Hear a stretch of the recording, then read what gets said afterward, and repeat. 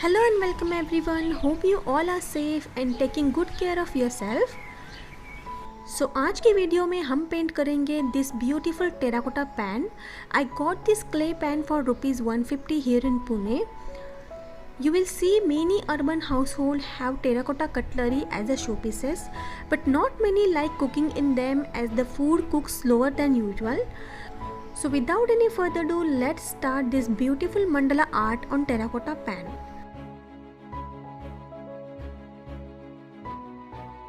तो सबसे पहले अप्लाई करेंगे white acrylic colour with the help of any flat brush.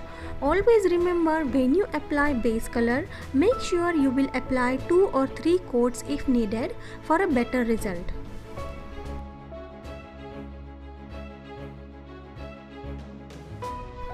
Next हम सेंटर से डिज़ाइन ड्रॉ करना स्टार्ट करेंगे. Make sure you will take size 0 round hair brush for this detailing.